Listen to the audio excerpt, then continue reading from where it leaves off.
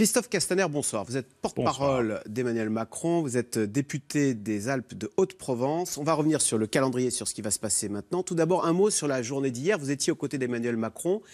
Est-ce que vous avez vu un changement chez lui au moment où il s'est dit « ça y est » ou est-ce que vous-même, vous avez changé votre regard, vous dire « ça y est, il va être président de la République française ».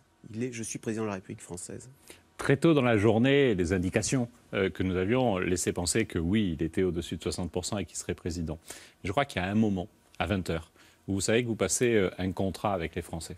Et que du coup, il nous échappe naturellement à ses proches et puis du coup, il se transforme. Et c'est vrai qu'on a vu hier soir sa gravité dans son expression qui correspond aussi à ce changement-là. Il est devenu président de la République.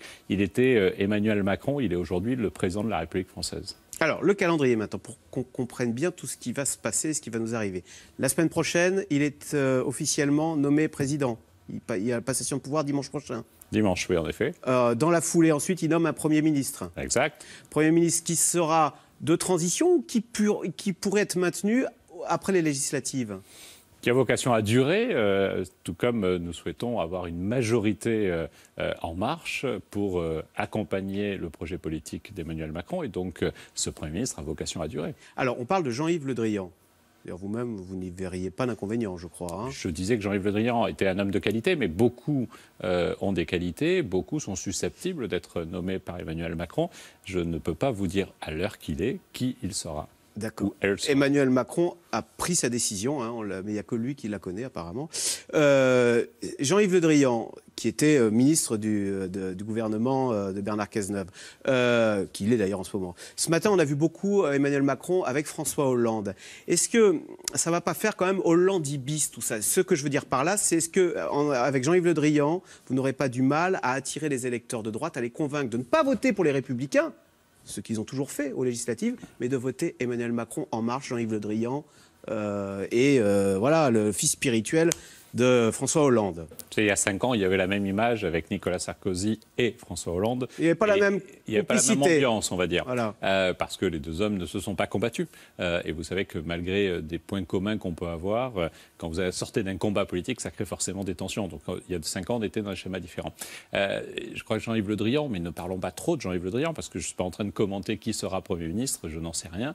Mais Jean-Yves Le Drian, je crois qu'il est reconnu au-delà même de sa qualité d'avoir été militant du Parti socialiste. Il a un parcours politique, notamment en Bretagne, qui est un parcours de rassemblement, de dépassement des partis politiques dans sa région. Et puis surtout, je crois que les Français lui reconnaissent ses qualités de ministre de la Défense, qui n'est pas une gestion partisane de la défense. D'accord. L'objectif, c'est d'avoir 289 députés, c'est la majorité absolue. Comment aurez-vous 289 députés? Forcément, il va falloir récupérer des députés de droite, forcer les gens de droite à voter en marche. On veut forcer personne, mais notre objectif, c'est d'avoir une majorité de progressistes et qui dépasse la logique des partis politiques. Donc certains viennent du Parti socialiste ou y ont été, d'autres doivent venir de la droite. On voit bien qu'aujourd'hui, il y a au sein des Républicains de droite et qui ne sont pas forcément réconciliables. Tout comme au Parti socialiste, on sait cette crise, ces frondeurs qui ont empêché pendant 5 ans, sous le mandat de François Hollande, la possibilité de changer les choses et qui ont bloqué systématiquement. Oui, mais on les voit bien, les ralliements à gauche. On voit bien les Le Guen, les Valls, etc., être en marche. À droite, on les voit moins. Non, et c'est pour ça que moi j'appelle à cette mobilisation-là, parce qu'on a besoin de créer un pôle central en France qui permette de rassembler les progressistes, les pro-européens. Hier soir, 66%, c'est aussi la victoire de l'Europe. Marine Le Pen avait souhaité faire de la tension sur la question européenne avec son combat avec Emmanuel Macron sur ce sujet-là. Il y a 66% des Français qui ont pensé que l'Europe, à condition qu'on puisse la faire changer, la faire évoluer, est protectrice. Il faudrait qu'il y ait des figures de proue à droite qui se manifestent en faveur de Emmanuel Macron. Je ne sais pas, Alain Juppé, vous avez des signes Alors Bruno Le Maire, hier, en a donné des signes. Hein. C'est vrai qu'il avait l'air d'être en marche, Bruno Le Maire, maintenant. Effectivement, mais ce qui compte pour nous, ce n'est pas du débauchage individuel, c'est d'avoir un vrai mouvement politique. Si on est dans du débauchage individuel, c'est ce qu'avait fait Nicolas Sarkozy en 1988, François Mitterrand l'avait fait aussi. Ça n'a pas d'intérêt. C'est des femmes et des hommes de qualité qui rejoignent l'équipe gouvernementale. Mais ce qui compte, c'est de transformer la politique en France. Il va falloir donner des signes, alors. Hein. Mais Emmanuel Macron en a donné dès hier. J'ai rarement entendu un candidat devenu président de la République dire « Je sais que j'ai été élu par des gens gens qui ne m'ont pas choisi.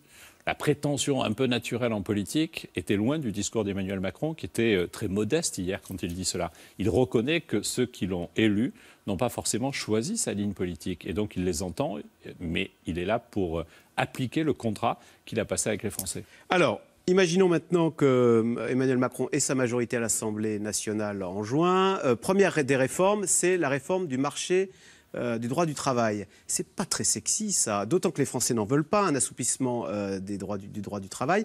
Et en plus, on le sait que ça va passer par ordonnance, c'est-à-dire en gros le 49.3. Est-ce que vous ne risquez pas de susciter des colères, des mouvements type Nuit debout dès l'été, là ?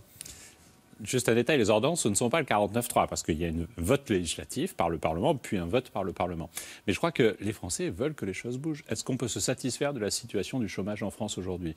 Alors on a essayé plein de trucs et ça ne marche pas, alors que les pays voisins ont retrouvé un niveau quasi de plein emploi. Donc je crois qu'il est nécessaire, non pas de fragiliser le contrat de travail, mais de faire en sorte qu'on puisse donner du travail plus facilement. Vous savez, moi je suis maire d'une petite commune, Fort-Calquier. Je le vois dans ma circonscription à Barcelonnette, à Manosque.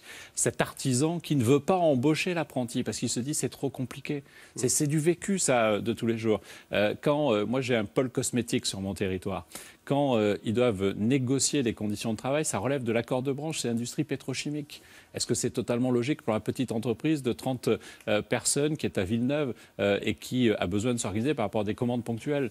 Je crois qu'il est nécessaire de donner de l'assouplissement. C'est ce que disent les gens, c'est que la loi El Khomri, c'est un code de la route différent par département, etc. Que non, les règles du travail doivent être les mêmes pour toutes, qu'on soit dans des grandes, des petites entreprises, et que c'est pas le patron qui en gros, fait le code du travail à sa sauce. Et nous voulons un socle. Le socle, c'est le salaire minimum, les 35 heures, l'égalité femmes-hommes et la lutte contre les discriminations. À partir de ce socle, il faut adapter les conditions de travail, mais à la réalité du travail. Et ça, les Français peuvent l'entendre. La différence entre la loi El Khomri et ce qui se passe aujourd'hui, c'est que François Hollande n'avait pas été élu sur cette réforme. Il en a même jamais parlé. Alors que Emmanuel Macron a été clair. Il souhaite mener en priorité cette réforme pour faire en sorte qu'à la fin du mandat, nous soyons à 7% de taux de chômage. Alors, autre chose, les retraités, difficile pour eux. 60% vont devoir payer plus de CSG. Donc, tous les retraités qui gagnent plus de 1 200 € par mois, en gros, c'est 250 € de plus à payer par an. C'est rude quand même. Ben, en fait, on fait un transfert, c'est-à-dire que tous les salariés... On prend à eux, quoi. Oui, mais le choix qui est fait, c'est de dire que tous les salariés vont avoir un 13e mois. Et ce 13e mois est compensé par la CSG. Pour un salarié, il gagne un 13e mois. Et la CSG, elle a un avantage, c'est qu'elle ne touche pas que les travailleurs. Aujourd'hui, on a une fiscalité qui pèse sur le travail. Il est important qu'elle pèse aussi sur le capital. Et c'est vrai, vous avez raison, que pour un retraité sur deux, qui bénéficiera de la baisse de la taxe d'habitation, ou de la suppression plutôt de la taxe d'habitation, et là, on est bien au-delà des 150 €, on est plutôt à 1 000, 1 500 €. 250 € pour la CSG. Mais pour la taxe d'habitation, 1 000 à 1 500 € en moyenne. D'accord. Voilà, qui vont rentrer, et 150 ou 250 € qui vont sortir. Donc vous voyez qu'in fine, même les retraités seront gagnants. Le prélèvement à la source, ça, on oublie ? On l'oublie pas, non, on le maintient, il est dans la loi. On fait une commission et puis on le fera un peu plus tard. Non, au 1er janvier, il sera mis en œuvre. On n'a pas la capacité même technique de supprimer et d'arrêter. Oui, je crois qu'il voulait faire une expérimentation. Non, on va examiner si ça pose de vraies difficultés. Vous savez, chez Emmanuel Macron, ce qui compte, c'est le pragmatisme. D'accord. Est-ce que ça marche ? Si ça ne marche pas, il faut arrêter. Il faut évaluer nos lois. Il faudrait même quelquefois faire des lois de courte durée. Et si elles fonctionnent, on les fait perdurer. Si elles ne fonctionnent pas, elles s'arrêtent. C'est ce qu'avait dit Tony Blair, ça. Oui, l'économie, il n'y a pas de droite et de gauche, il y a ce qui marche et ce qui ne marche pas. Voilà, et chez Emmanuel Macron, j'ajouterai un mot, il dit « ça vole ». Vous avez été dans les tout premiers à soutenir Emmanuel Macron. Racontez-nous, il y a un an, on vous menaçait de vous exclure du PS ou on vous disait de toute façon, vous êtes de doudingues, des naïfs, vous n'arriverez jamais au bout ? Les deux. On a entendu les deux, mais effectivement, ça a été de la moquerie, parce que tout ça n'était pas possible, à la menace quand c'était jugé utile par ceux qui nous menaçaient. Ça ne nous a pas empêchés d'avancer, de continuer et de réussir. Merci beaucoup Christophe Castaner, donc député des Alpes de Haute-Provence et porte-parole d'Emmanuel Macron. Merci. Merci à vous. Restez avec nous tout de suite. Caroline Roux, c'est dans l'air et bien qui revient bien évidemment sur l'élection de Emmanuel Macron, président à 39 ans. C'est dans l'air est intitulé ce soir « Macron, le jeune président ».